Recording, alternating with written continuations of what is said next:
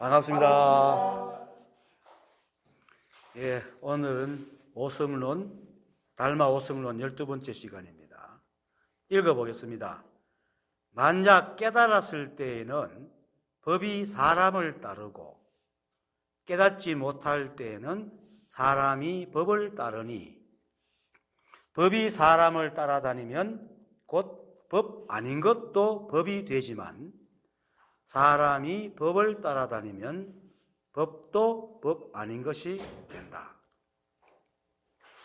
그러므로 만약 사람이 법을 따라다니면 곧 법은 모두 망상이고 법이 사람을 따라다니면 곧 법은 모두 참된 것이다. 그러므로 성인은 마음으로 법을 구하지 않고 법으로도 마음을 구하지 않으며 마음으로 마음을 구하지 않고 법으로도 법을 구하지 않으니 이런 까닭에 마음으로도 법을 일으키지 않고 법으로도 마음을 일으키지 않으니 마음과 법이 함께 공적하여 항상 선정해 있다. 중생심이 일어나면 곧 불법이 멸하고 중생심이 멸하면 곧 법이 두 개 돼 있죠. 법이 앞에 법을 없애버려야 돼. 곧 불법이 일어나듯 마음이 일어나면 참된 법이 멸하고 마음이 멸하면 참된 법이 일어난다. 네, 여기까지입니다. 그 뒤에 문장은 뭐 이렇게 다음 시간에 연결되어 있지만 다음 시간에 하는 것이 더 연결될 것 같아서 만약 깨달았을 때에 법이 사람을 따르고 깨닫지 못할 때 사람이 법을 따르니 이 말은 참된 법과 사람의 법이 서로 다름을 말씀하시는 것으로 안심법문 첫 문장에서도 이렇게 말합니다. 미혹할 때는 사람이 법을 쫓아다니지만 깨달았을 때는 법이 사람을 쫓아다니고 깨달았을 때는 식이 대상에 포섭되지만 미혹할 때는 대상이 식에 포섭이 된다라는 말과 같은 말인데 한마디로 내가 늘 사람의 탈을 벗으라 했잖아요. 그 말을 하는 겁니다. 대부분의 사람들은 법이 인간의 윤리나 도덕 또는 자신이 원하는 모양이나 잣대 등으로 만들어가지고 그 인간의 가치의 절정이 불법이라고 얘기합니다. 그렇게 얘기죠. 그렇게 설에 가면은 착한 일 해라, 선한 일 해라, 이런 얘기합니다. 보시해라, 도와줘라. 물론 그러지 말라는 얘기는 아닙니다. 그거는 깨달았을 때 나오는 행위지. 뭐 그럴 수도 있고 안 그럴 수 있지만 그것이 궁극적인 법이 아니라는 겁니다. 그래서 우리가 깨달아 아는 이 법은 즉 그것과는 아무리 상관없다는 것을 조사는 지금 말을 통해서 이야기하시는 겁니다.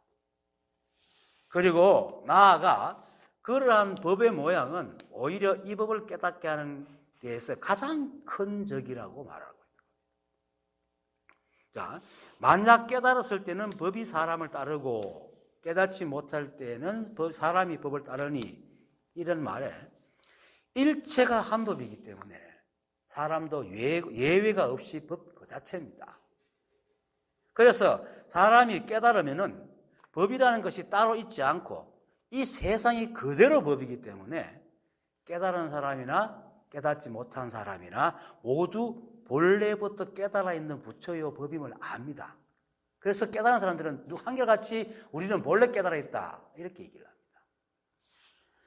그래서 굳이 깨달은 사람들은 법이라고 한다면은 그냥 사람들과 섞여서 인연 따라 살아갈 것을 법이라 하지 따로 법을 찾아다니지 않습니다. 저도 사실은 이제 깨닫고 난 뒤에도 보임이 이제 안 끝나 아상이 안 떨어졌을 때는 아상을 떼기 위해서 계속 법을 생각했지만은 내가 얘기했죠. 그 뭐 고사장에서 뚝 떨어지고 나서부터는 그때부터는 법이라는 생각이 없었어 버렸어요. 그냥 살아요. 그런데 이제 깨닫지 못하면은 일체가 한 법이다. 내가 부처다라는 말을 아무리 들어도 이 오랫동안 습으로 만들어 온 자신의 법에 대한 모양을 여의지 못하기 때문에 한 법이 어디에 따로 특별한 무엇으로 있다는 생각을 떠나지 못합니다. 그래서 그 생각으로 자신을 보니까 아무리 봐도 뭔가가 부족해, 법에 비해서 자기 생각하는 것에 대해서. 그래서 자신도 모르게 생각이 지은 법을, 그것도 자기 생각이 지은 법을 따라다닌다는 거예요. 웃기죠? 자기가 지은 법을 보고 자기가 아니라고 하고 있다고. 못쓰리라고 생각 안 해요. 자기가 법을 모양을 그려놓고 자기를 비춰보고는 아니라고 그러는 거예요. 그럼 그걸 만든 자기는 누군데? 그죠? 이걸 일러서 깨닫지 못할 때 사람이 법을 따라다닌다. 그 법은. 그래서, 그렇지만 일체가 한 법인 불이법으로 늘 얘기하잖아요. 이 세상에 존재하는 것은 티끌 하나도 예외 없이 다 법입니다.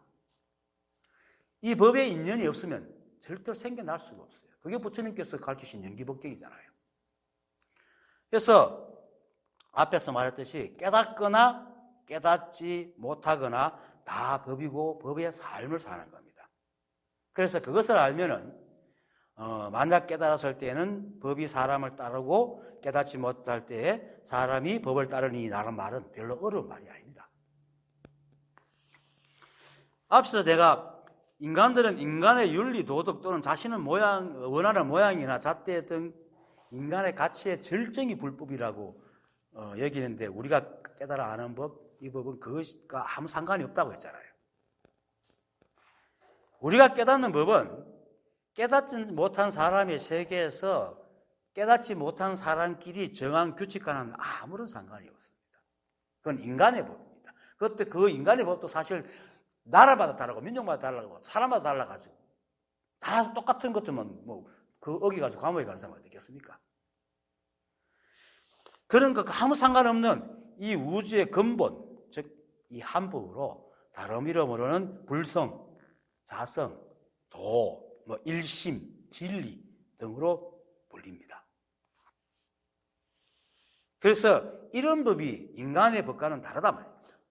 그리고 이러한 이 자성, 불성 이 법은 엄정하고 평등해서 예외가 없습니다. 누구에게나 똑같은 법칙과 작용으로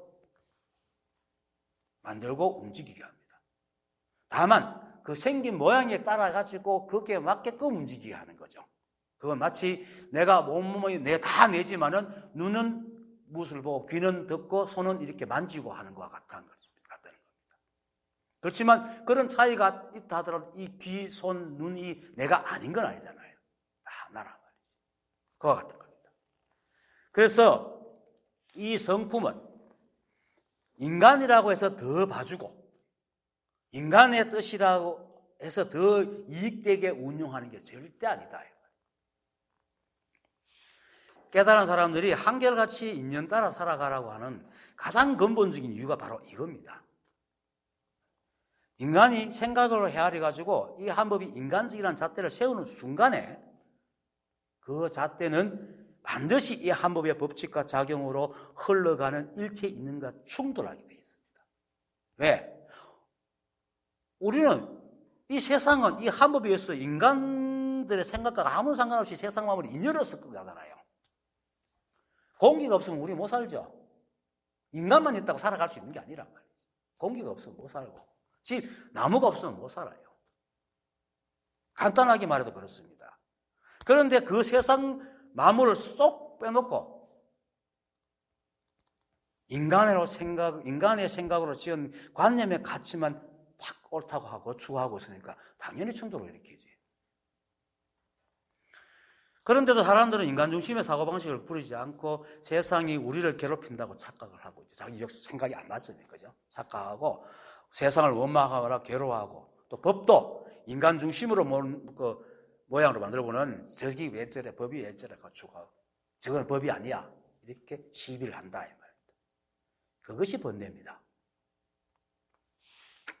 지금도 이 말을 듣고 있는 사람들 중에 이 말을 제가 하는 말을 믿으려 하지 않는 사람들이 분명히 있어요. 가끔 보면 이렇게 유튜브에 탁 이래 놓은 사람들이 있거든요.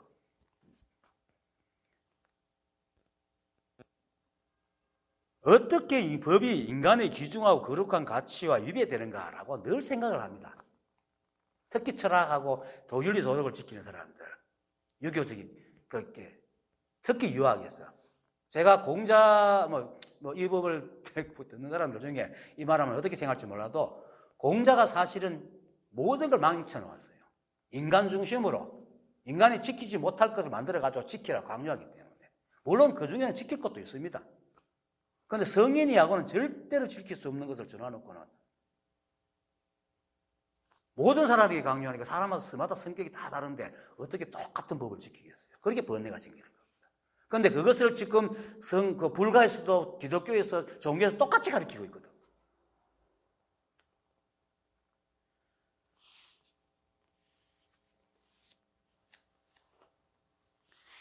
이런 생각은 이 우주가 마치 인간의 것으로 여기는 아주 교만한 생각에서 비롯되는 겁니다. 이 한 법은 이 우주와 인간이 태어나기 전부터 늘 이 법칙과 작용으로 있어 왔고 깨달음은 그 법칙과 작용을 통해서 일체가 한 법이고 내가 부처임을 아는 겁니다. 일체가 한 법이면 다 부처지 뭐. 부처님께서 새벽별을 보고 깨달으신 것도 바로 이 연기법입니다. 일체 만법이 이 한 법에 의해 본래 그렇게 존재하고 있다는 사실을 아신 겁니다. 그리고 결국 우리 역시 이 한 법으로 태어났고 이 한 법으로 생기고 변하고 흘러가는 존재로서 우리와 이 법이 떼려야 뗄 수가 없는 법 자체임을 깨달은 겁니다. 그래서 그 이전에 그 인간 중심의 그 법을 얘기하는 사람과 차별되는 거죠. 그리고 이 연계법은 자신을 비롯한 사람과 우주의 만물이 있거나 없거나 상관없이 존재한다는 거예요. 그래서 암경, 연계법경에서 이제 어떤 비구가 연계법은 누가 만들었냐라고 물었을 때 이렇게 말하잖아요. 연계법은 내가 만든 것도 아니요 또한 다른 사람이 만든 것도 아니다. 그러므로 그것은 열애가 세상에 나오거나 나오지 않거나 법계에 항상 머물러 있는 것이다. 열애는 이 법을 스스로 깨닫고 정등각을 이룬 뒤에 모든 중생들을 위해 분별해서 연설하고 드러내어 보이시나니 이른바 이것이 있기 때문에 저것이 있고 이것이 일어나기 때문에 저것이 일어난다. 근데 이렇게 또 말하면 생각이 짧은 사람은 이것이 있고 저것이 있고 요것만 알아요. 그래서 저것이 있기 때문에 이것이 있고 저것이 있기 때문에 이것이 일어나는 거예요. 이거에 반하면 반야신경에서 뭡니까? 오응개공하고 난 뒤에 네 가지를 똑같은 거 말을 네 번 하잖아요. 공적시색, 색적시공, 공불이색, 색불이공 이러거든. 공적시색하면 공만 생각해요. 색은 아니라고 생각해요. 사람이 그 중심을 그렇게 준단 말이에요. 그런 사람 내가 많이 봤기 때문에 얘기를 하는 겁니다. 어쨌든 이 세상은 이것이 저것이 갈 것 없이 서로 엮여서 돌아가는 것입니다. 어느 것이 더 중요하고 어느 것이 덜 중요한 건 절대 없습니다. 우리 생각해 보세요. 우리 머리가 진짜 지금 지구상에서 가장 똑똑한 게 인간이잖아요. 이 인간도 아주 미세한 박테리아 하나에 의해서 죽어요. 가시에 찔려가서 뭡니까? 누구였어? 그 유명한 그 문학가 가시에 찔려 죽었잖아요. 그 파상풍 걸려가지고. 그만큼 이 우주는 똑같은 가치를 지니고 있어요. 모든 것들이. 그래서 이것이 있고 저것이 있는 이 연기의 작용을 모르기 때문에 사람들이 괴로워한다는 의미로 뒤이어서 이렇게 말합니다. 즉 무명을 인연하여 지어감이 있고 내지 순수한 큰 괴로움의 무더기가 모이며 모이는 괴로운 고가 생긴다는 거죠. 그리고 무명이 멸하기 때문에 지혜감이 멸하고 내지 순수한 큰 괴로움이 멸하니라. 그게 뭡니까? 고집멸도란 말입니다. 그래서 고통과 번뇌도 그렇게 어리석은 무념과 생각에 인연이 되어서 일어나기 때문에 그 번뇌를 멸하는 과정을 고집멸도라 해서 사성계를 가르쳤다. 이게 가장 고집멸도 이게 가장 성스러운 진리다. 제자는 진리 제자거든요. 사성제, 네 가지 성스러운 진리다. 그리고 그 사성제를 하는 방법에는 8가지, 발정도가 있지 않습니까? 정견이 뭡니까? 12분별 없이. 인간 중심이 아니고 일체가 한 법이고 모든 것이 평등한 법임을 볼 때에 발정도를 이룰 수 있다는 겁니다. 이처럼 이 법이 인간의 생각과는 아무런 상관없이 이 우주가 생기기 이전부터 그렇게 존재하고 있었는데, 만약 깨달음이 인간의 법 중에 가장 거룩한 것이라고 여기고 그걸 찾고 있다면 평생을 찾아다녀도 깨달음은 그냥 그 그림자도 발견하지 못합니다. 왜냐하면 그런 법은 인간의 생각 속에만 있지 이 실제적인 이 우주에는 어디에도 없기 때문에.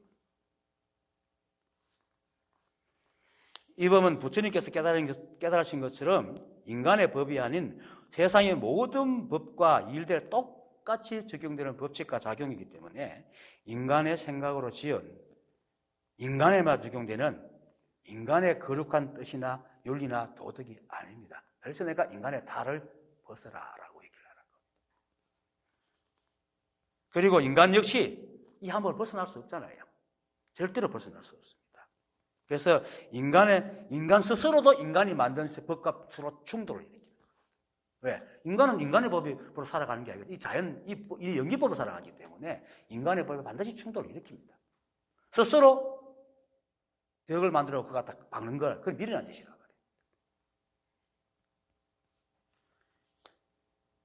만약에 그 인간이 만든 법이 정말로 진리라면, 꼭 맞는다면 세상이 왜 이렇게 시끄럽겠어요? 다 지키기. 이 말은 죄를 짓고 막 나쁜 짓을 하는 말은 절대 아닙니다. 이 법은 인간의 법보다 더 넓고 크다는 얘기입니다.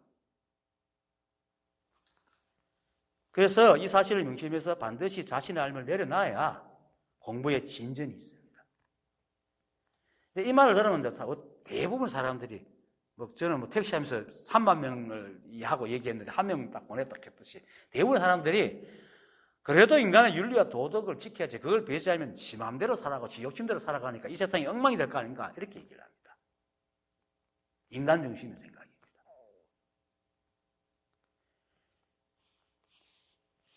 그 사람이야말로 이미 생각으로 분별상을 일으켰기 때문에 자신의 뜻에 맞지 않으면은, 또 맞지 않는 세상이 오면은 그 인연을 따르지 않고 자신의 생각을 투영해가지고 시비하는 사람. 이것을 일러가지고 만약 깨달았을 때는 법이 사람을 따르고 깨닫지 못할 때 사람이 법을 따르니 라고 하는 것입니다. 여기서 말한 법은 사람의 생각이 지은 법의 모양을 말하는 겁니다. 즉 사람이 깨달았을 때 자신이 추구하는 법이 그동안 생각으로 지은 모양이 아니고 딱 깨달아 보니까 이때까지 생각했던 그런 법이 아니라 매 순간 이 모습 이대로 인연따라 살아가는 자신의 삶이고 세상이 그렇게 흘러가는 그것이 법이더라는 거죠. 그걸 딱 깨닫고 나니까 이 법이 아닌 거야. 생각하는 그 법이. 그리고 그러니까 그걸 깨닫고 나니까 보통 다 그렇잖아요. 깨닫고 나면은 자신이 지은 법의 모양을 버리고 그냥 시비 내려놓고 인연따라 살아가거든요. 그러니까 깨달았을 때는 법이 사람을 따라가는 거예요. 깨달았을 때. 근데 깨달지 못한 사람은 자신이 지은 법의 모양을 버리지 못하기 때문에 그런 법의 모양이 어디 따로 있다고 생각하기 때문에 세상의 모든 모양과 일 그리고 자신의 생각이나 행동에 대해서 일일이 자신의 법의 잣대를 갖다 댑니다. 그리고는 이거는 법다워, 저거는 법이 아니야, 이렇게 시비합니다.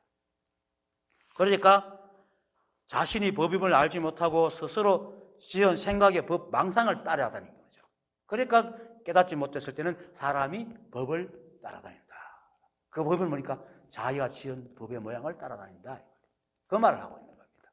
여기서 말하는 법이라는 것은 이 한 법을 말하는 게 아니고 사람이 지은 모양. 깨닫지 못하는 사람의 이러한 생각을 안심법문에서 조사는 이렇게 말합니다. 무릇 마음에 분별과 시비함이 있는 자신만의 마음을 드러내어 헤아리는 것은 모두 다 꿈과 같은 일이다. 그리고 이 말의 뜻은 달마조사의 말이 어서 진리가 아니라 이 한법이 본래 그렇기 때문입니다. 그래서 사람이 생각으로 헤아리는 것은 모두 생각의 꿈속의 일일 뿐이지 실제하는 세상의 일이 아니다. 그런데 이렇게 말하면 사람 자꾸 헷갈려요. 왜? 그래도 내가 생각하면 뭐가 되잖아. 그런데 이 생각하는 것이 자기가 하는 줄 알아요. 좀 이따 나중에 얘기했지만 우리가 생각하는 다 이 법이 하고 있어요. 그래서 깨달은 사람들은 우리가 할 수 있는 게 아무것도 없다라고 얘기를 하는 겁니다. 달마조서는 이 말 하나로 오늘 이 말 하나로 깨달은 사람과 깨닫지 못한 사람의 구별을 아주 명확하게 합니다. 그 다음 법이 사람을 따라다니면 곧 법 아닌 것도 법이 되지만 사람이 법을 따라다니면 법도 법이 아닌 것이 된다. 이런 말들이 굉장히 뭐가 있는 것 같죠? 거꾸로 말하고 있으니까. 그런데 지금까지 내가 얘기했던 걸 분명하게 알면 이 말은 너무나 당연한 말입니다. 앞에서 깨달았을 때는 법이 사람을 따른다고 하였으니까 법이 사람을 따라다닌다는 것은 결국 깨달은 사람의 삶을 말하는 겁니다. 그죠? 깨달았으니까. 이 사람은 다른 사람이 법의 모양을 가지고 이리저리 시비에 가서 시비에서 법이니 아니니 해도 그것이 다 법임을 알고 자기한테 닥치면 인연으로 살아갑니다. 그러니까 인연으로 살아가니까 다른 사람이 법이 아니라 하는 것도 이 사람한테는 다 법이 되는 거야. 그래서 깨달은 사람은 깨달았을 때는 그렇게 깨달은 법이 사람을 따라다니는 것이니까 법이 사람을 따르는 건 깨달은 사람 말하니까 그 사람에게는 법 아닌 것도 법이 된다. 법 아닌 것이 있어서 법이 아닌 게 아니고 사람이 생각으로 지금 법이 아니라 하는 것도 그 사람한테 가면 다 법이 된다. 그래서 법이 사람을 따라다니면 곧 법 아닌 것도 법이 되지만이라고 말하는 겁니다. 그리고 법 아닌 것이 법이 된다는 말을 또 좀 더 다르게 말하면은 생각으로 헤아려 법의 모양을 쥐고 있는 사람이 볼 때는 도무지 저게 법이 아닌 것이 보이는 그런 일과 삶도 깨달은 사람은 그것이 자신에게 닥쳐오면 분별하지 않고 살아간다는 말입니다. 왜냐하면 이 사람은 마음이 거울처럼 텅 비어 생각으로 지금 고정된 모양과 잣대가 없기 때문입니다. 그리고 이 연기법을 확실히 알기 때문에 자기가 벗어나려 해도 물론 노력해 자기한테 안 맞는 걸 어떻게 선택할 수 있을 때는 자기한테 맞는 걸 선택하죠. 하지만 선택할 수 없을 때는 받아들이고 사는 겁니다. 이처럼 법이 사람을 따라다니면 곧 아닌 것도 법이 되지만은 이라는 말은 우리의 본래 마음이라는 어떤 고정된 물건이 있는 것이 아니고 거울처럼 텅 비어가지고 매 순간 비치는 사물과 함께 한다는 말입니다. 그런데 깨달은 사람은 어떻게 합니까? 마음에 고정된 모양이 있을까 세상을 보고 쓰고 맞다 안 맞다 시비하잖아. 함께 절대 안 하거든. 맞으면 좋아하고 싫으면 배척하려고 한다. 그런데 깨달은 사람은 그대로 비춘다. 이러한 일은 깨달은 사람의 마음뿐만 아니고 이 세상 마음법이 다 그렇습니다. 날이 흐리면 비가 오고 구름이 많이 무거우면 비가 오고 해가 뜨면 빛이 나고 봄이 오면 꽃이 피고 그리고 바람이 불면 온 세상이 흔들리고 비가 오면 온 세상이 다 젖습니다. 그죠? 이러함은 매 순간 사물이 서로 떨어져 있는 게 아니고 인연이 오면 그대로 함께해서 하나로 흘러간다는 말입니다. 이게 바로 인연 따라가는 거예요. 가리지 않는단 말이에요. 스스로 뭔가 자기가 이것이 옳다 그렇다 하는 것을 가지고 있지 않다는 겁니다. 그리고 또 사실 우리도 그렇습니다. 생각으로 헤아리지만 않으면 배가 고프면 때가 되면 배가 고프고 소리가 나면 들리잖아요. 우리가 생각으로 안 헤아려 들립니다. 그리고 사물이 나타나면 눈을 감지 않는 이상은 보이고 피곤하면 잠이 오고 누가 부르면은 자신도 모르게 돌아보고 생각할 틈 없이 돌아보잖아요. 길 가다가 전봇대에 탁 부딪힐 것 같으면 생각할 틈 없이 팍 피한단 말입니다. 받치면 아이고 하고 자기 생각할 틈도 없이. 그것이 바로 인연이 오면 그대로 함께 흘러가는 겁니다. 여기에 무슨 마음이란 모양이 따로 있겠어요? 그래서 마음이라는 것은 있는 것도 아니고 없는 것도 아닙니다. 조사의 무심론에 보면은, 달마 조사의 무심론 보면 이런 말을 합니다. 제자가 지금 마음 가운데 지엄이 있으니, 그렇게 쉽게 말해서 유의법을 지었단 말이에요. 어떻게 수행을 해야 됩니까? 이렇게. 그러니까 조사가 대답하기를, 다만 모든 곳의 일에서 무심을 깨달으면 그것이 곧 수행이니 다시 따로 수행할 것이 없느니라. 그러므로 무심하면 일체가 정멸하고 그것이 곧 무심임을 알지니라 라고 하였습니다. 이러니까 제자가 호련히 깨달아서 크게 깨닫고 비로소, 이 말이 참 중요합니다. 마음밖에 사물이 없고 사물밖에 마음이 없음을 알았다. 그리고 행동 거지와 일을 함에서 모두 자제함을 얻었으며 모든 의심의 거물을 끊고 다시는 거리끼거나 걸림이 없었다라고 합니다. 여기 이 말 중에는 수행에 목을 매는 사람들에게 아주 중요한 말이 있는데, 그죠? 조사께서 다만 모든 곳의 일에서 무심을 깨달으면 그것이 수행이니 다시 따로 수행할 필요가 없다. 이 말에 문득 마음이 열려 이제 제자가 마음밖에 사물이 없고 사물 바깥에 마음이 없음을 알아 행동거지와 행위를 행하며 모두 자제함을 얻었다 했는데, 무심을 아는 것이 바로 수행이기 때문에 모양을 지어 하는 수행은 모두 유의의 행위일 뿐이지 그 행위로는 모양 없는 법을 깨닫는 데는 아무런 이익이 없는 행위다. 이거 정말로 깊이 생각해야 됩니다. 그리고 무심은 마음이 없는 것도 아니고 있는 것도 아닌 겁니다. 그게 무심입니다. 지나간 시간에서 이런 게 범부와 소승은 고정된 마음이 있다고 여기고 일으키려거나 없애려 하잖아요. 그런데 어떻게 합니까? 깨달은 사람, 보살과 부처는 마음을, 그런 인연 따라 마음을 낼 뿐 마음을 일으키려 하지도 않고 없애려고 하지 않는다. 이거는 그런 고정된 마음이 없다는 걸 알기 때문에. 그래서 그 보살과 부처가 마음이 무심한 이유는 아까도 얘기했지만은 제가 늘 말하듯이 우리의 본래 마음은 마치 거울 속에는 고정된 모양이 없고 늘 텅 비어 있어서 사물이 비치면 비추고 사물이 안 비치면 안 비추는 거예요. 그게 거울과 있거든요. 그처럼 우리 마음도 원래 고정된 마음이 없고 텅 비어 있습니다. 우리는 기억을 자꾸 마음이라고 하는데 그런 마음이 아니고 기억이고 생각이고, 우리의 본래 마음은 늘 텅 비어 있어서, 그죠? 고정된 모양이 없기 때문에 인연이 있으면 일어나고 인연이 없으면 사라집니다. 그래서 이 마음이 이제 곧 제자가 혼연히 깨달은 그 마음이란 말이에요. 그러니까 마음밖에 사물이 없고 사물밖에 마음이 없는 겁니다. 그게 뭡니까? 사물이 비치니까 마음이 일어나고 사물이 안 비치니까 마음이 안 일어난다 이 말입니다. 물론 우리가 한시도 우리 감각기는 열려있기 때문에 한시도 멈추지 사물이 없는 때가 없기 때문에 계속 인연에 변화하죠. 그래서 그것을 인연에 적하는 것을 일러 적심이라고 그러잖아요.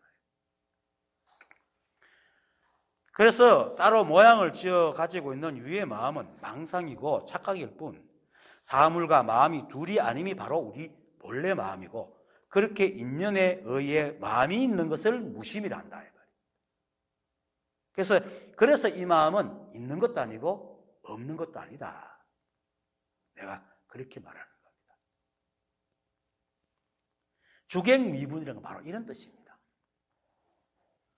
깨달은 사람은 헤아리는 생각이 없고 나라는 것이 없어서 인연을 따라 살아가기 때문에 꽃이 비치면 꽃을 보고 이쁘다 하고, 그리고 그것을 지나가지고 눈을 다른 걸 보면 또 해를 보면 금방 눈이 부시다 하고, 또 옆 차가 지나가면 그것을 딱 봅니다. 그렇잖아요. 우리 그렇게 안 해요? 그렇게 하잖아요. 꽃을 보다가 딴 것을 보면 꽃을 사라져버리잖아요. 그것을 사라져버리고 다른 게 보입니다. 기억이라는 놈이 그걸 잡고 말썽을 부리지 우리는 그렇게 사는 겁니다. 그래서 매 순간 인연이 오면 그것을 비추고 그것과 인연하여 살아가는 것을 일러 주객미주문이라 한다. 그게 바로 마음밖에 사물이 없고 사물밖에 마음이 없다는 겁니다. 그런데 사람들은 특히 어떤 이게 닦아가지고 막 건강불개를 이루려고 하는 영역을 가지려고 하는 사람들 대부분 뭐 그러죠. 주객 미분이 마치 막 물리적 대상과 물리적이 하나가 돼가지고 벽을 막 뚫고 지나가는데 이런 걸 생각하는데 다 망상입니다.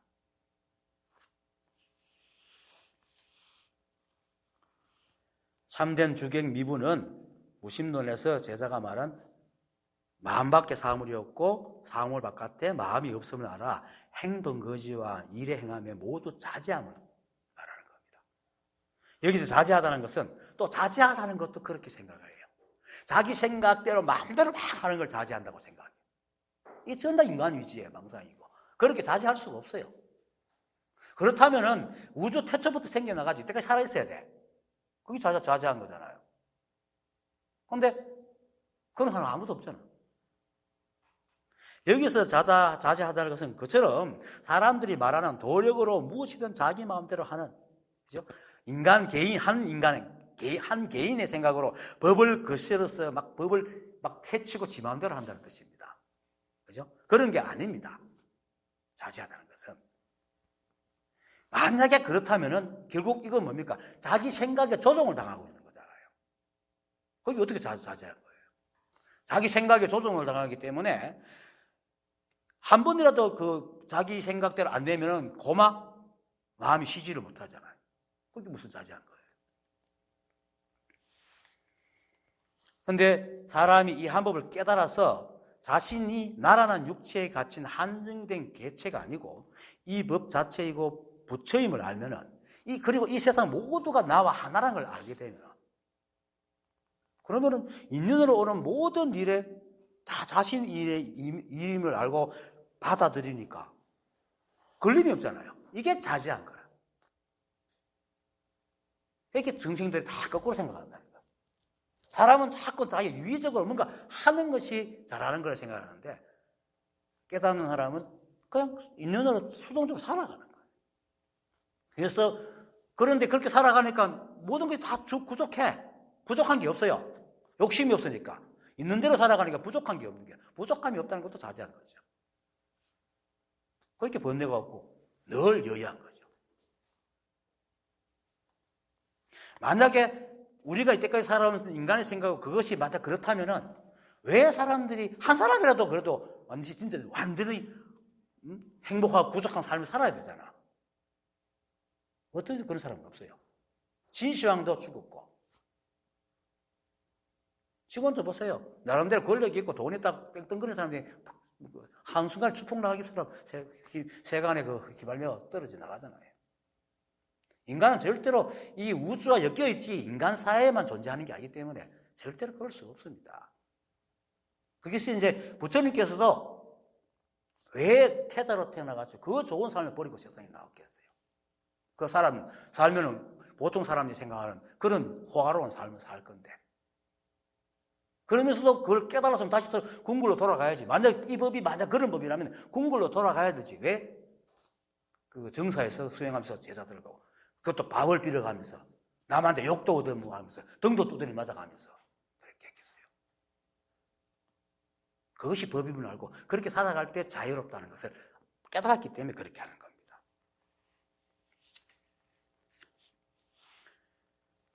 물론 모든 것을 다 받아들일 수는 없어요. 물에 빠지면 나와야죠. 사람이 육체 갖고 있기 때문에.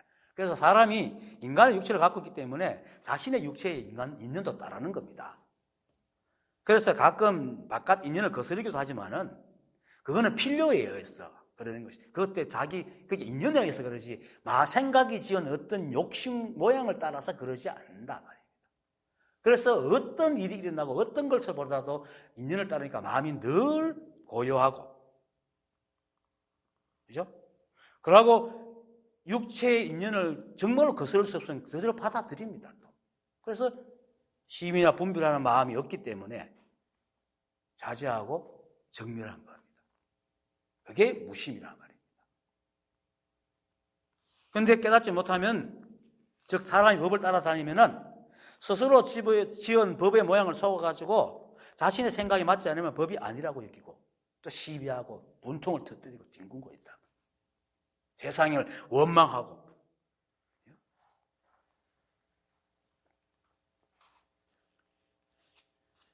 그러면서 또 세상에 진짜 존재하는 이 진짜 법을, 저건 법이 아니야, 이렇게 한다. 그렇게 조사께서 사람이 법을 따라다니면 법도 법 아닌 것이 된다라고 얘기하는 거예요. 그런데 이렇다고 해서 법이 그렇게 되는 게 아닙니다. 사람이 그 사람한테, 깨닫지 못한 사람한테는 법이 아니게 된다. 깨달은 사람한테는 법 아닌 것도 법이 된다는 뜻이지, 이 법이 사람이 생각이 이리저리 되는 건 절대 아닙니다.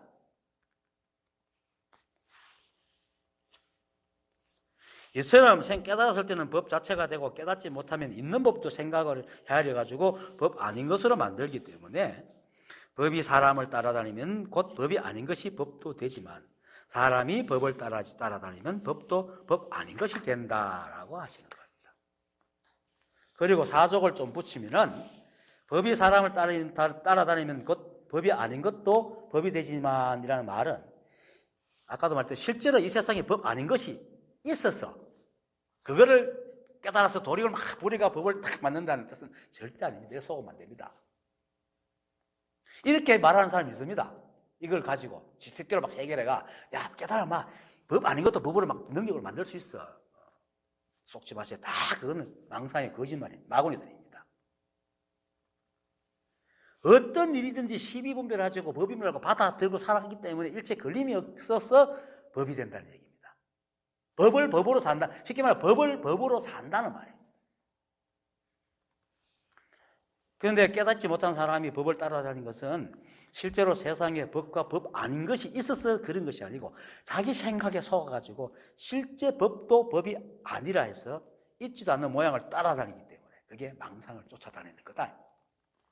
그래서 그러므로 만약 사람이 법을 따라다니면 곧 법은 모두 망상이고, 그 다음 버린 거죠. 법이 사람을 따라다니면 곧 법은 모두 참된 것이다. 이것도 그 사람한테 그런 겁니다. 법이 그렇게 되는 게 아닙니다, 절대로.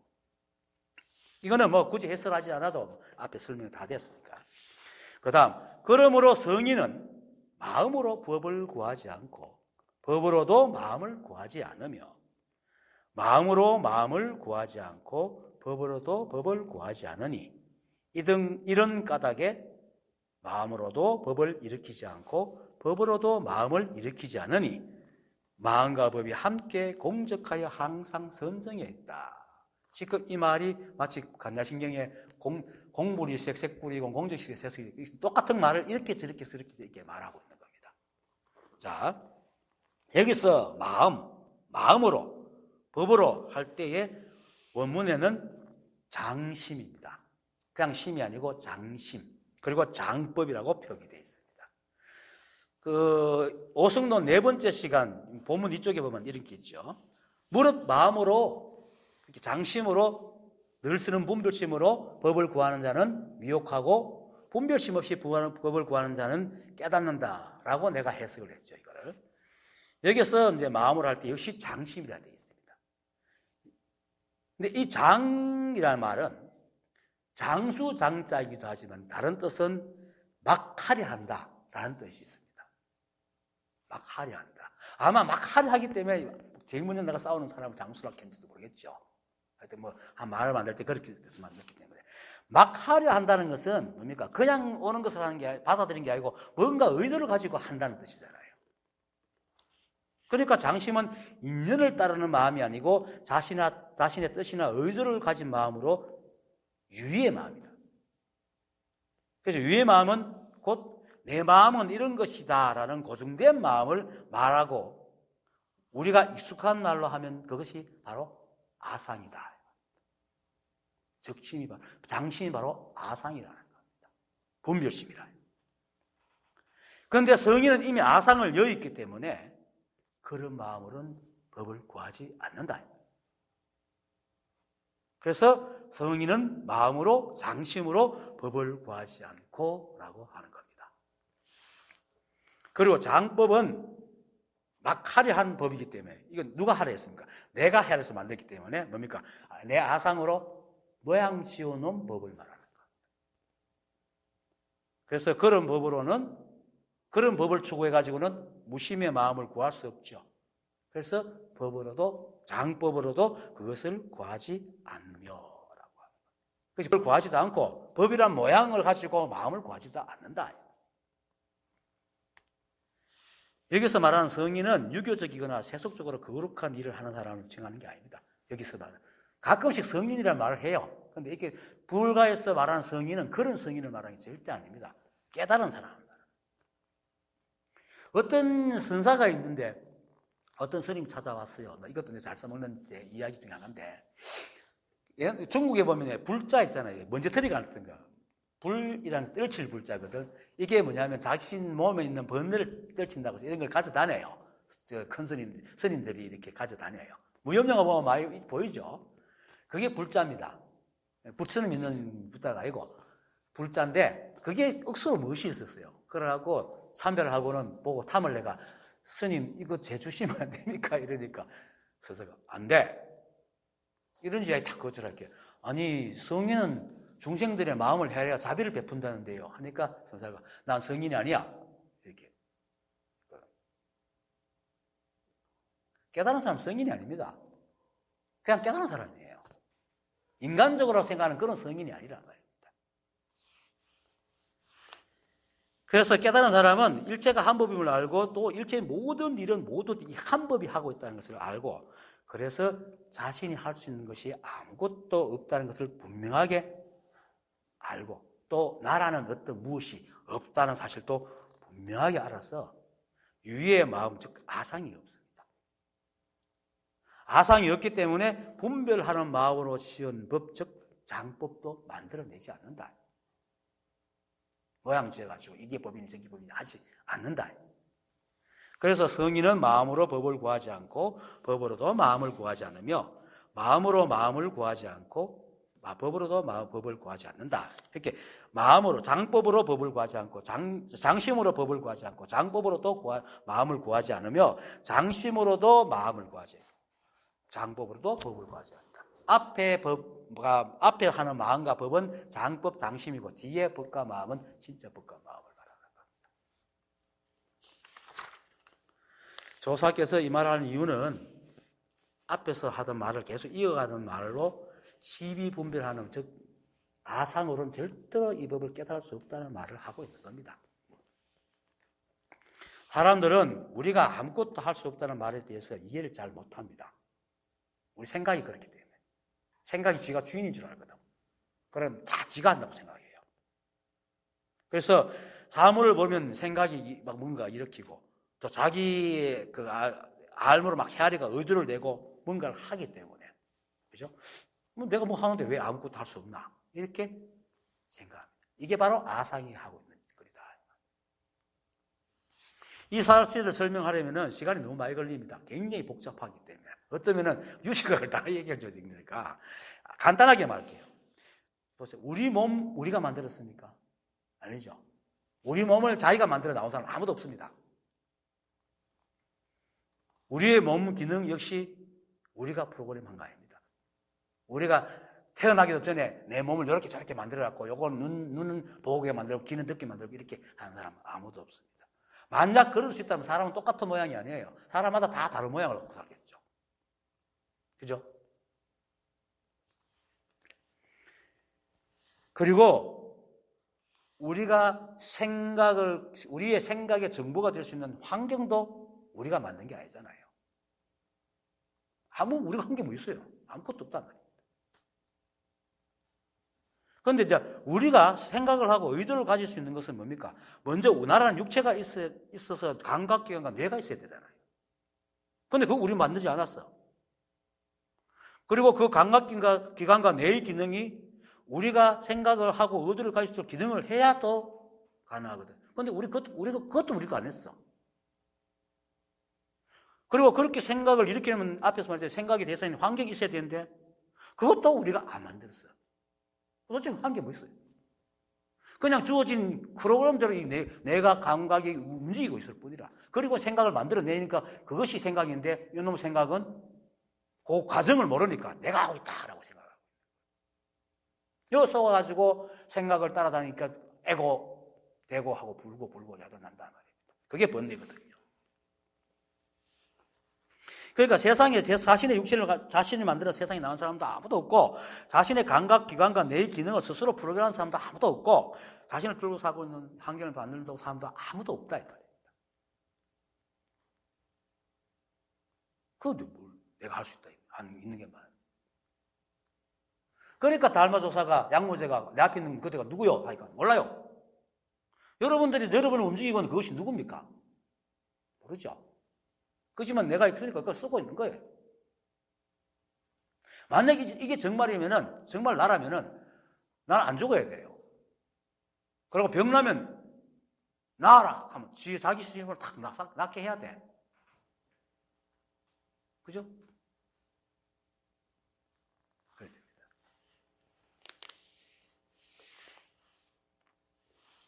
그런데 인식 기능에 그것을 분석하고 조합하여 생각이라는 결론을 낼 수 있는 기능이 있다 보니까 그것으로 생겨난 생각이 아까도 말했듯이 자기를 근본을 모르고 자기가 세상을 만들어낸다고 생각하고 그렇게 저기 왜 저래? 이렇게.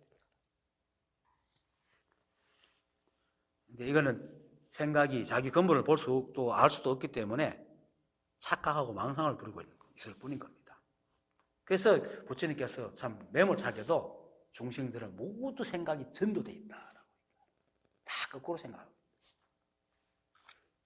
요서 이 법에서 생각이 나올 때까지 기간을 요거 돌아보지 못하는 거예요. 모르는 거예요. 그러니까 요것만 하는 거예요. 지가 쓰는 것만. 그렇게 이걸 못 보니까 생각이 거꾸로 돼. 자기가 한다고 다 생각을 하고. 그렇게 모든 것이 마음에 안 드는 거야. 하지만 이런 사실도 사실은 물론 이걸 깨달아야지 알 수 있는 거기 때문에 이렇게 말해도 스스로 사실 믿지 않으면 어떻게 할 도리가 없습니다. 하지만 깨달은 사람은 한결같이 이 모든 것이 다 이 한 법이 있음을 분명히 알기 때문에 자신이 할 수 있는 것이 아무것도 없다. 또 우리가 할 수 있는 것이 아무것도 없는데 이렇게 생각하고 말하고 행하고 살아가기 때문에 우리는 한 번도 법이 아닌 적이 없었다는 것을 알고 있습니다. 그래서 우리는 본래부터 깨달아 있다라고 얘기해요. 내 능력으로 깨달은 게 아닙니다. 그래서 가끔씩 이제 이 법을 공부하고 깨달은 사람들이 만나면 이렇게 얘기해요. 다 붙이지만 깨달을 사람이 따로 있다고. 그 사람의 그 환경과 이 유전자와라든지 이런 것들이 보면은 사람 성향이 다 다르잖아요. 그래서 깨달음 이렇게 마음 공부를 하는 사람이 있고 왜 바깥으로 막 이렇게 외향적이고 나가는 사람이 있기 때문에 깨달을 사람이 따로 있다라고 얘기를 합니다.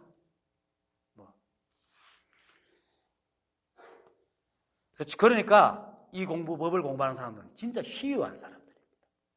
이 법을 지금 이 동영상을 보고 있는 사람도 희유한 사람입니다. 거기서 맹구 우목이라고 하잖아요. 눈먼 거북이가 어떤 사람은 3,000년 만에 올라오고 어떤 사람은 300년 만에 올라가는데 누구만은 모르지만 하여튼 올라와가지고 어떤 이는 통나무를 하고 어떤 이는 구멍뚫핀 나무에 목을 삭기 나가는데 하여튼 눈먼 거북이가 몇백 년, 몇천 년 만에 올라가지고 나무를 만나는 것보다 더 귀한 인연이다. 실제로 인구 70억에 깨달음을 구하는 사람은요, 얼마 안 됩니다. 그만 맞습니다. 이 법을 동영상을 보거나 여기 모인 사람들은 여러분들은 정말로 맹구우목을 법을 만나려고 하는 사람입니다. 그러니까 이 생에 깨달아야지. 다음 생을 기대지 마시오. 윤회는 없습니다. 진정으로 깨닫고 싶은 사람은 생각이 시키는 나라는 존재감을 버리고 나의 생각과 심각을 이루는 나라는 존재와 신체 기능과 대상과 환경에 대해서 내가 과연 기여한 게 있는가 곰곰이 깊이 진정으로 생각해 보세요. 그럴 때에 나라는 것이 떨어져 나갑니다. 물론 한순간에 떨어져 나가지 않지만 겸손해집니다. 그리고 나중에는 우리가 할 수 있는 게 아무것도 없는 것이 바로 우리가 살아가는 세상이고 우리의 삶임을 알 수 있습니다. 그렇기 때문에 무심이 됩니다. 내가 하려고 하는 마음이 없어지기 때문에. 그게 무심입니다. 그래서 대주해에서 조사는 무념이라고 해서 바른 생각마저 없는 것이 아니다. 삿된 생각이 없는 것이지. 바른 생각은 따로 뭡니까? 깨달은 사람의 바른 생각은 인연 따라 살아가는 거죠. 시비하지 않고. 그리고 또 우리가 이 사실을 모르는 이유는 우리 생각 하나가 세상을 대상으로 딱 만들고 난 뒤에 다른 이들과 자신을 차별하고, 그리고 다른 이와 차별된 자신의 마음이 따로 있다고 착각하기 때문에. 그런데 일체가 한 번은 이 법계를 깨닫는 공부에서도 차별된 마음은 자신의 차별된 생각을 이용해서 알려고 그런다. 무슨 말이냐면 그 차별된 마음으로 이 법을 깨달으려고 하고 있다. 사람들이. 그러니까 차별 없고 상대가 없고 너와 내가 없는 이 법을 어떻게 깨닫겠어요? 즉 차별된 그 마음을 내려놓지 않는 이상은 절대로 깨달을 수 없다라는 거예요. 그래서 12분별을 얘기라 하고, 그래서 아상을 버리라 하고 하는 겁니다. 그래서 신심명에서 지도문안 유혐간택 첫 마디잖아요. 어떤 스님이 신심명을 들고 와가지고 이걸 해석을 해서 주회를 달아주세요 이러니까 선사가 지도문안 유행간택 그 다음 뭐고 하여튼 있어요. 몇 줄만 딱 하고 그 밑에는 크게 쓰고 밑에는 다 작게 썼어요. 그것이 가장 잘된 주회라 그래. 그 8글자인가 12글자인가 그것이만 지키면은 그것을 사위에서 다 뒷글자는 다 풀이해 놓은 거라.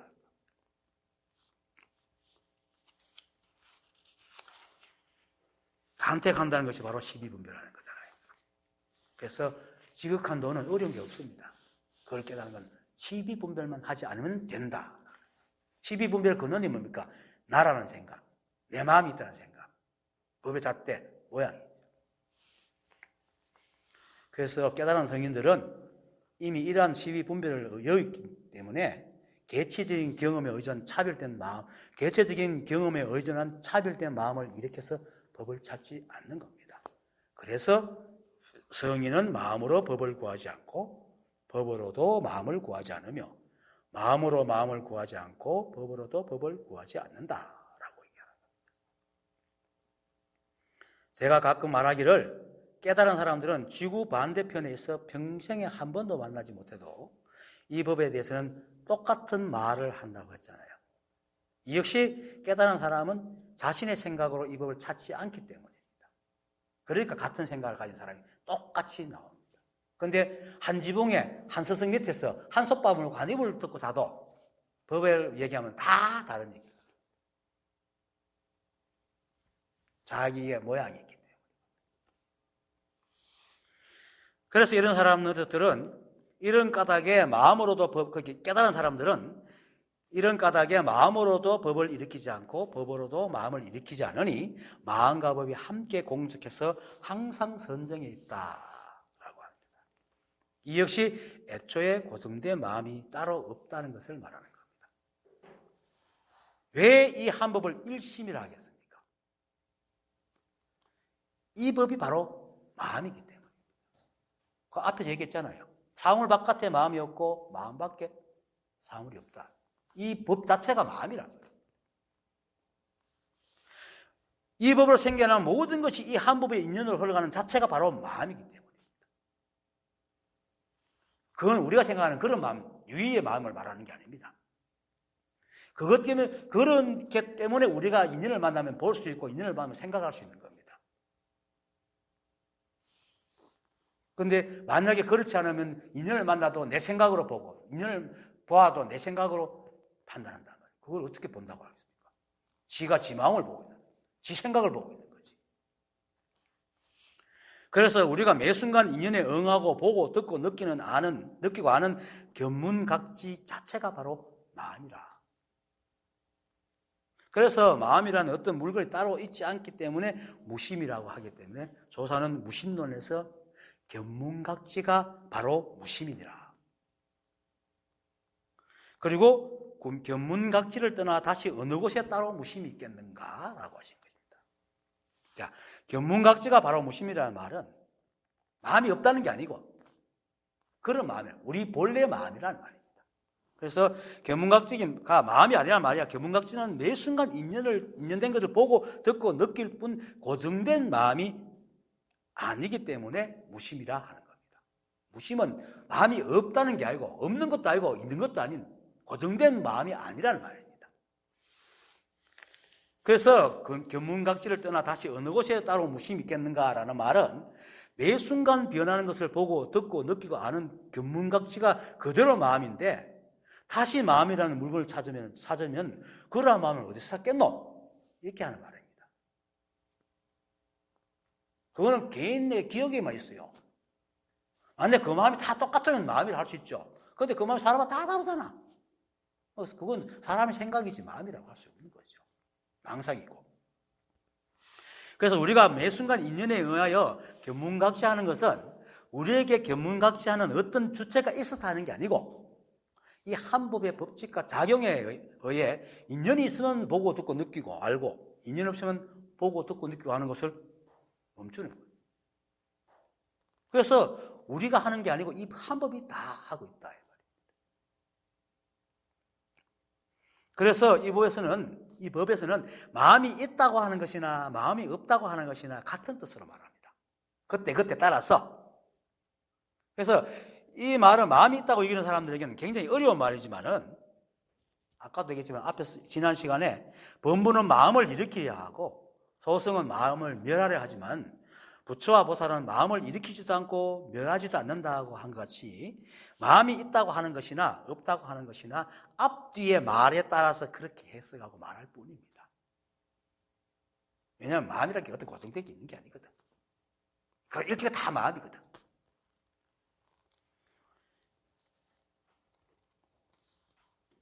깨달은 사람들은 이 사실이 분명하기 때문에 내 마음, 나의 마음이라는 것은 없습니다. 물론 때로는 얘기하다가 의견 좀 다면 내 마음은 이렇다 했고, 그런데 이거는 시비분별하는 마음이 아니고 그렇게 얘기하는 거예요. 네 마음 그러나 난 이렇다 이렇게 하는 거죠. 의견 다른 건 다르다고 인정하는 거죠. 그걸 고집하지는 않습니다. 아상이라는 것은 고집하는 마음을 말하는 겁니다. 왜냐하면 우리는 각자 신체에 그간 있고 내가 있고 기억할 수 있는 그게 있잖아요. 그렇게 거기에는 기억 안에는 사람마다 다 다르게 기억이 돼 있죠. 하지만 그것으로 살아가죠. 하지만 그것이 1차 화살이잖아요. 그렇지만 있는 그 이후에 자기 생각을 고집해서 막 하지 않는다는 거예요. 두 번째 화살을 받지 않는다는 겁니다. 물론 자기가 할 수 있을 때는 하죠. 자기가 할 수 있다는 것은 인연이 그렇게 왔다는 얘기입니다. 할 수 없다는 것은 인연이 없다는 거예요. 그런데 사람들은 인연이 그렇게 왔다고 생각 안 하고 내가 할 수 있다고 생각하거든. 거꾸로 생각한단 말이에요.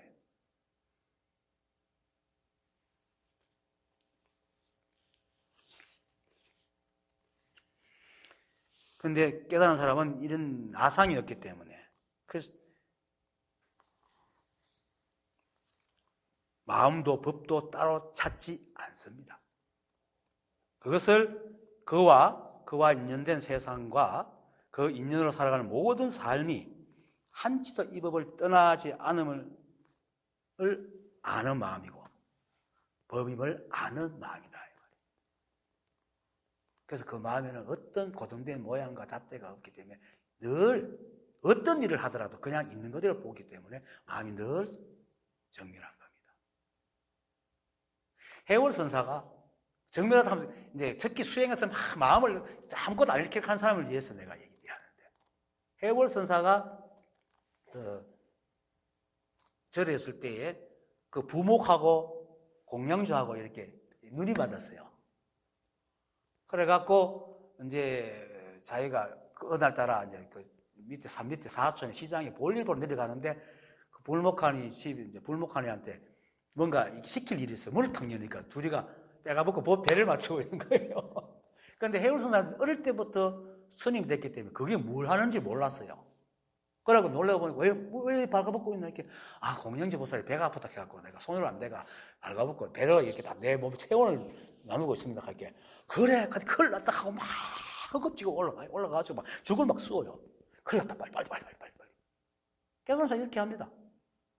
그러니까 주위 스님이 왜 그러십니까? 막 얘기하니까 주위 스님이 아내가 깔깔깔깔 웃어요. 그래도 그런 죽을 가지고 갖다 주죠. 허겁지겁합니다. 하지만 그걸 인연을 따라가지 그거 가지고 내가 뭐 어떠니 저떠니 이런 마음이 전혀 없는 거예요. 그게 바로 마음이 공직하고 고요하다는 말입니다. 그렇게 시비분별이 없다는 말이지 생각조차 없다는 것은 절대 아닙니다. 무심이라는 것은.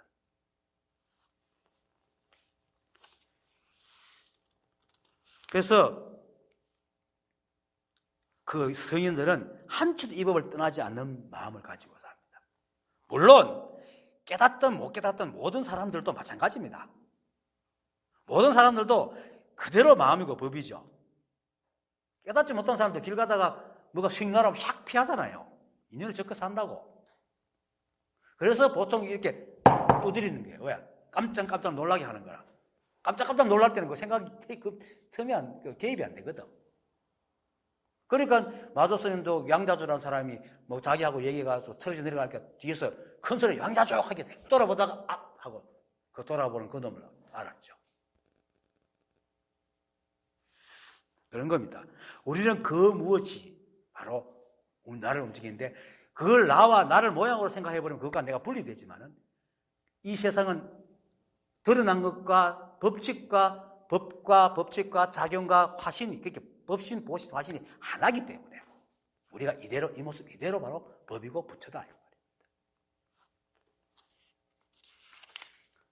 그런데 사람들은 그래서 모든 우리가 범부라고 얘기하는 그 사람들도 다 깨달아 있는 부처예요. 다만 자신의 생각에 갇혀가지고 이 사실을 모를 뿐이죠. 이처럼 깨닫든 못 깨닫든 다 그대로 법이고 마음인 것을 앞에서 얘기했듯이 소리가 나면 내가 생각이 의도하지 않아도 듣고 눈을 뜨면 생각이 의지하지 않아도 모든 것을 보고 또 보고 들으면 그 역시 생각이 의도하지 않아도 생각이 막 모양을 굴려가지고 그거 분석하고 기억하고 저장한다.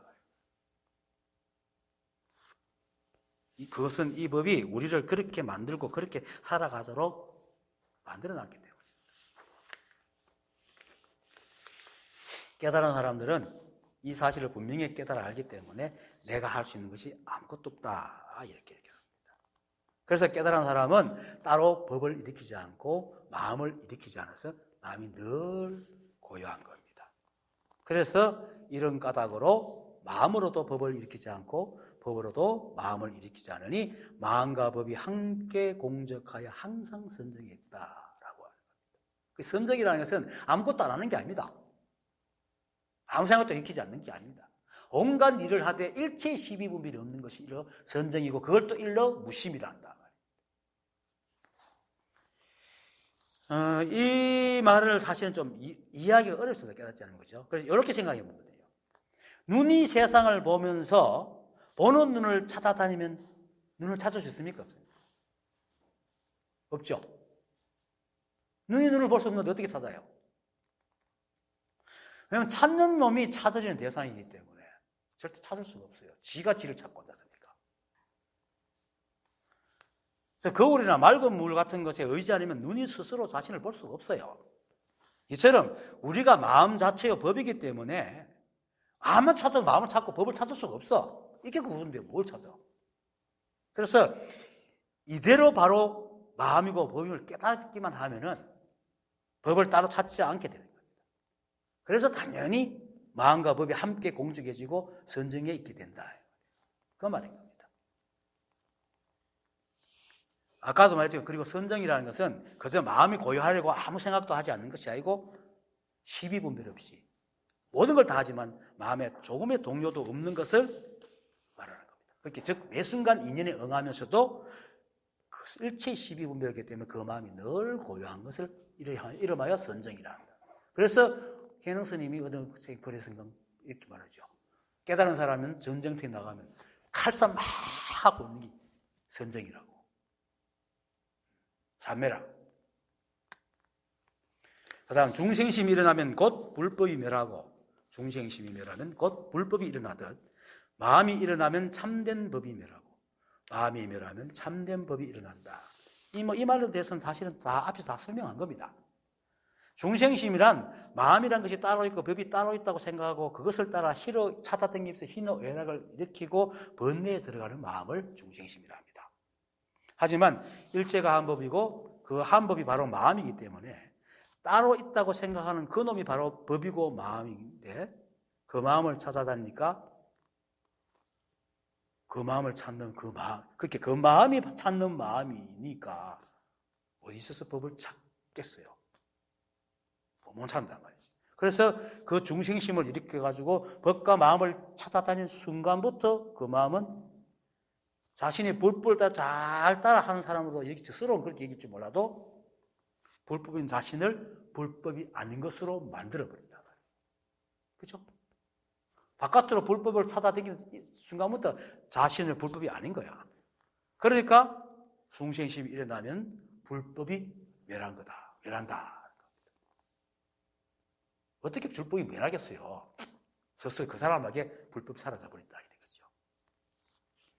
그런데 중생심이 멸하면은 찾는 마음이 쉬고, 찾는 마음이 쉬면 일체 시비분별이 쉬게 되고, 자신이 법이니 마음이니 할 생각조차 없단 말이에요. 그래서 인연 따라 살아가게 되니까 그것이 일체가 하나 된 것이잖아. 일체가 한 법이잖아. 그러니까 중생심이 멸하면 곧 불법이 일어난다라고 하는 겁니다. 그리고 마음이 일어나면 참된 법이 멸하고 마음이 멸하면 참된 법이 일어난다는 말은 뭐 같은 뜻이니까 따로 설명할 것이 없습니다. 부처님께서 84,000 대법을 하신 것은 법이 그렇게 많아서가 아니고 중생의 생각이 수없이 갈래로 번뇌를 일으키니까 법이 그렇게 많아진 것이라 하듯이 수많은 경전에서도 수많은 말을 하고 수많은 조사 어록에서도 그렇게 말하지만 결국은 이 한 법뿐이고 여러분들이 법이고 우리가 법이고 마음이고 이미 깨달아 있단 말입니다. 그걸 알아야 됩니다. 그걸 지금 믿어야 됩니다. 그래서 지난 시간에 좀 우리는 깨달음은 뭐 수행에 가서 찾는 게 아니고 믿어야 됩니다. 여러분들이 바로 법이고 깨달아 있음을 믿어요. 그것을 제가 이렇게 말하잖아요. 일체가 한 법이다. 내가 부처다. 오늘 강의 마치겠습니다. 수고했습니다.